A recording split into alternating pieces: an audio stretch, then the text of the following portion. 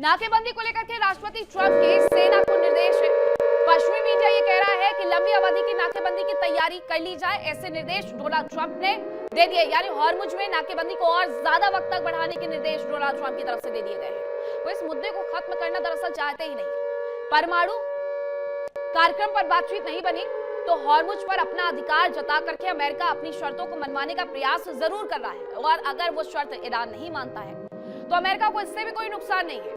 America को Hormuz के माध्यम से सीधे सीधे एशियन कंट्रीज में घुसने का एक रास्ता मिल जाएगा। व्हाइट हाउस में बैठक के बाद उनकी तरफ से एक बड़ा फैसला लिया गया है कि नाकेबंदी को और ज्यादा बढ़ा दिया जाए, इस समय सीमा को और ज्यादा बढ़ाया जाए। ईरान के एयरफोर्स ने कुवैत में भारी तबाही मचाई हुई है, यह भी जानकारी मिल रही है।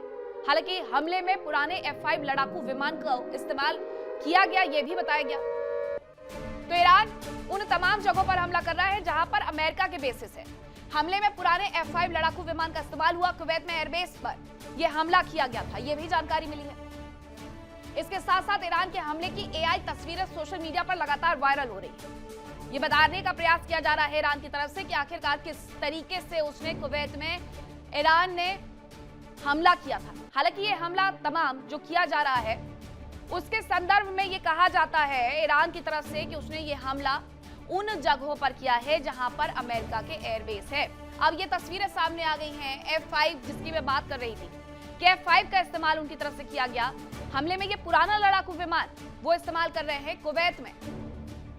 ये तस्वीरें हैं ईरान एयरफोर्स की कि उन्होंने कुवैत में एयरबेस पर जो हमला किया किस तरीके से किया है। सीधे जाकर के वहां पर ब्लास्ट करने के लिए एक पुराने जहाज का सहारा लिया गया और उसे जाकर के वहीं पर ब्लास्ट कर दिया गया।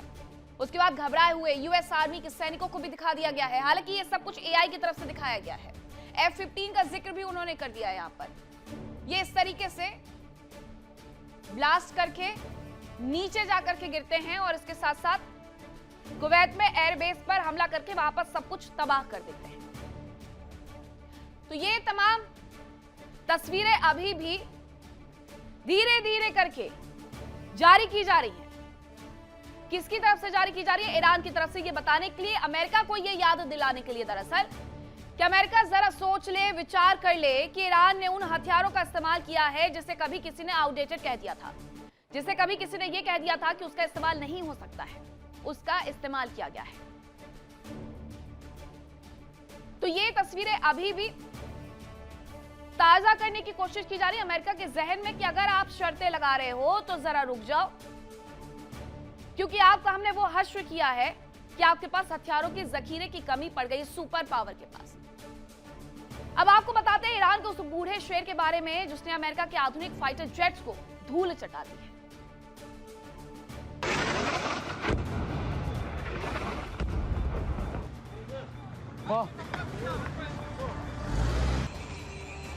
अमेरिका और इजराइल ने इस जंग को बहुत आसान समझा। उन्हें अंदाजा ही नहीं था कि ईरान का पलटवार कितना घातक हो सकता है। ईरान की खतरनाक मिसाइलों और ड्रोन ने ट्रंप और नेतन्याहू की सोच से भी बड़ा नुकसान पहुंचाया। उसकी बड़ी वजह रही है कि ईरान ने अपनी तकनीक को अपने हिसाब से विकसित किया।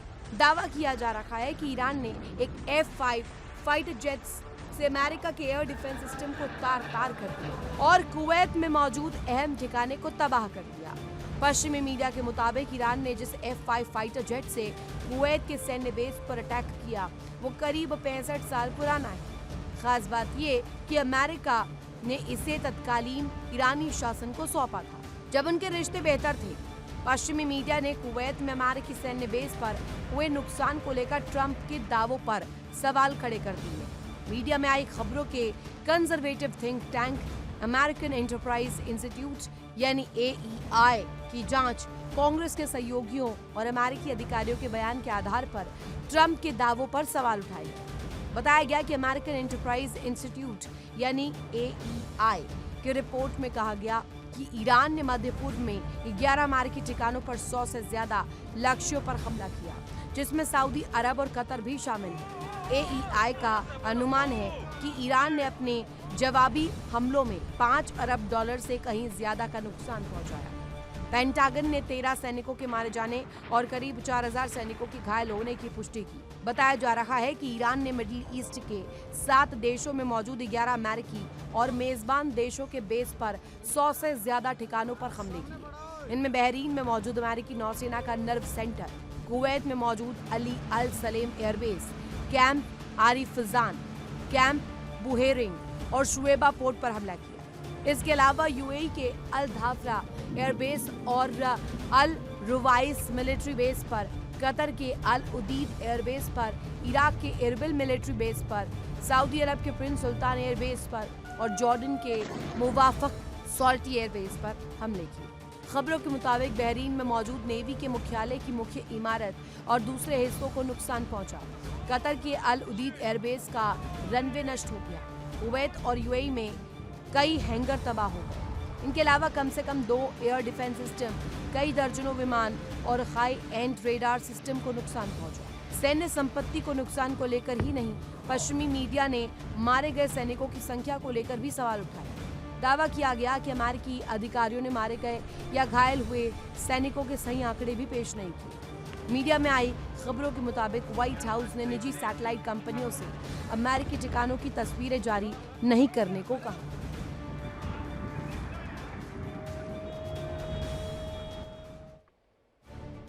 हम जिस ईरानी जेट्स की बात कर रहे हैं, जो अभी तस्वीरें हमने आपको दिखाई हैं एआई, वो ईरान का F-5 फाइटर जेट है, जिसके जरिए ईरान ने अमेरिका के बेस पर हमला किया है।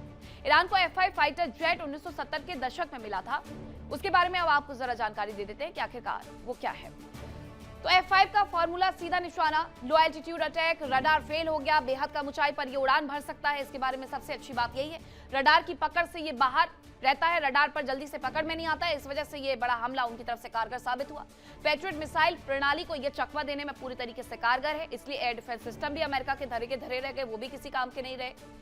टेरेन का इस्तेमाल करके ये छिप करके मूवमेंट करता है। एक पुराने विमान F-5 से F-15 अमेरिका के, उसे इसने धराशायी कर दिया है कुवैत के एयरबेस पर। और ये मल्टी लेयर डिफेंस में ईरान ने सेंध लगाई है सीधे सीधे। इसीलिए मिडिल ईस्ट की अगर बात की जाए तो 11 अमेरिकी एयरबेस बताए जाते हैं जिन्हें तबाह कर दिया गया है ईरान की तरफ से।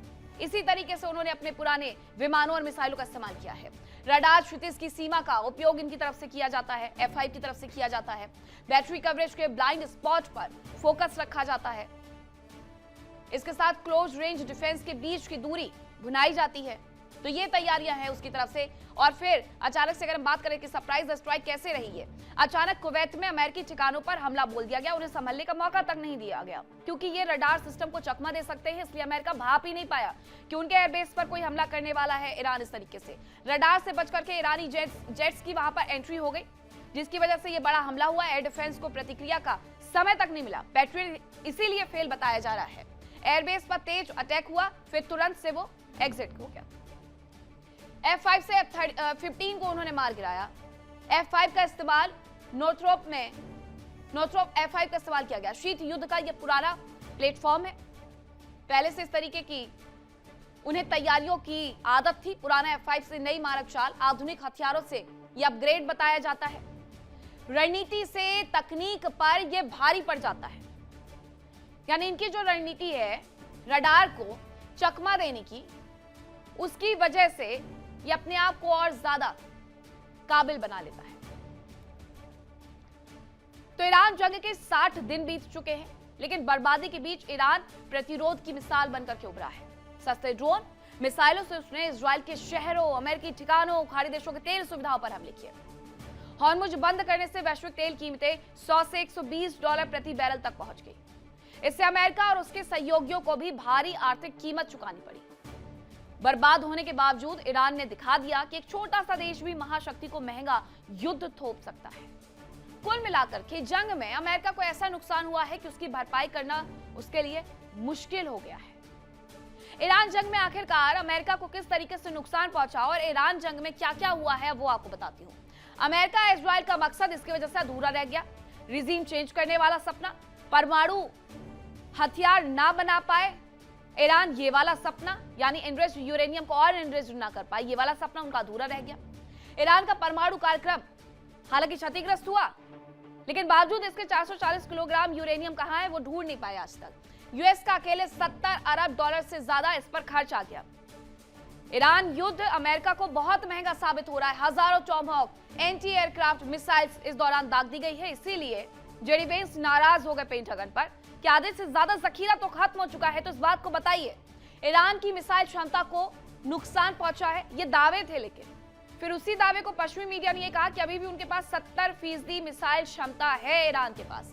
हॉर्मुज स्ट्रेट संकट से वैश्विक मुद्रास्फीति बढ़ी है। ये हुआ है क्योंकि अमेरिका वहां पर नाकेबंदी करके बैठा हुआ है, वहां से जहाजों को गुजरने नहीं दे रहा है। इसकी वजह से ईरान को अच्छा खासा नुकसान हो रहा है। एशिया यूरोप की अर्थव्यवस्थाएं प्रभावित हुई है। सबसे बड़ा नुकसान अमेरिका की साख को लगा है। अमेरिका की साख को सबसे बड़ा धक्का इसकी वजह से लगा है। नो किंग्स जैसे मूवमेंट वहां पर चल रहे हैं। मां शक्ति के हमले के बावजूद ईरान ने घुटने नहीं टेके हैं और यही सुपर पावर के लिए शर्मिंदगी वाली बात है। जिसे ये लगा था कि वो ईरान को झुका लेगा, ईरान ने टस से मस न होने की कसम खा ली। अमेरिका अब अकेले युद्ध जीतने में सक्षम नहीं रहा, क्योंकि हथियारों का जखीरा तो वो इस 45 दिन के युद्ध में लुटा चुके हैं। बाकी दिन से सीज फायर है। क्वाड और नेटो सहयोगी भी चुपचाप बैठे हुए हैं। नेटो से कोई आगे नहीं आया, क्वाड से कोई आगे नहीं आया। सबने यही कह दिया कि अमेरिका की लड़ाई है, अमेरिका खुद देख ले। यूरोपीय देशों ने ट्रंप को ईरान में अकेला छोड़ दिया है और इसे लेकर के बार बार डोनाल्ड ट्रंप की झुंझलाहट देखने को मिलती है। इन सबके बीच में ब्रिक्स और बहुध्रुवीय दुनिया की ताकत बढ़ गई है। ब्रिक्स कंट्री यानी एशियन कंट्रीज, उनकी ये ताकत इस दौरान जरूर बढ़ गई है। हर कोई चीन और रशिया की तरफ आंख करके बैठा हुआ है कि किसी तरीके से अमेरिका और साथ साथ ईरान की वो बातचीत करवा दे। अब आइए आपको ईरान की मिसाइल पावर के बारे में जरा बता देते हैं। सबसे पहले हम बात करेंगे फतह हाइपरसोनिक मिसाइल की, जिसकी स्पीड 18,000 किलोमीटर प्रति घंटा है, रेंज 1400 किलोमीटर है और इसकी खासियत यह है कि ये बीच में दिशा बदलने में सक्षम है। बंकर और मोबाइल लॉन्चर से इसे लॉन्च किया जा सकता है। इसके बाद जुल्फिकार बैलिस्टिक मिसाइल, जिसकी स्पीड 3704 किलोमीटर प्रति घंटा है और ये 700 किलोमीटर की मारक क्षमता रखती है और मोबाइल लॉन्चर से भी कहीं से भी लॉन्च किया जा सकता है। ये रडार से बच करके तेजी से मूव करती है और ऐसे ही चकमा दे करके अमेरिका के एयरबेस को तबाह करते रही। शायद 136 जो ड्रोन मिसाइल है उनका 180 किलोमीटर प्रति घंटे की रफ्तार से ये चलता है और 2000 किलोमीटर की मारक क्षमता इसकी है। ये झुंड में हमला करने में माहिर होते हैं और दुश्मन की डिफेंस को चकमा देने में पूरी तरीके से सक्षम। इसके बाद आता है शाहाब 3 मिसाइल, जिसकी स्पीड 8600 किलोमीटर प्रति घंटा है और इसकी रेंज भी 2000 किलोमीटर। खासियत यह है कि ये क्लस्टर वॉरहेड लेकर के अपने साथ जा सके, यानी एक बार में इतने सारे बम एक जगह पर ड्रॉप ये कर सकती है, जिसे इंटरसेप्ट कर पाना लगभग नामुमकिन हो जाता है और इसका इस्तेमाल करके इजराइल को सबसे ज्यादा नुकसान इनकी तरफ से पहुंचाया गया। मोबाइल लॉन्चर इसमें भी इस्तेमाल होता है और इसे छिपाना आसान होता है, सबसे बड़ी खासियत यह है। इसके बाद आती है खुर्रमशहर 4 बैलिस्टिक मिसाइल। इसकी स्पीड 19,600 किलोमीटर प्रति घंटा है, यानी कोई सोच भी पाए उसके पहले ही ये पलक झपकाते सब कुछ बर्बाद कर चुकी होती है। इसकी मारक क्षमता भी 2000 किलोमीटर है। ये मल्टीपल वॉरहेड यानी एक साथ कई टारगेट, हाई स्पीड और भारी पेलोड को ले जाने में सक्षम है। अब देखिए इंडिया डेली 24/7 अब आपकी स्मार्ट टीवी पर। इंडिया डेली मौजूद है सभी डिजिटल प्लेटफॉर्म पर लाइव और लगातार। इंडिया डेली 24/7 हर दिन राष्ट्र को समर्पित।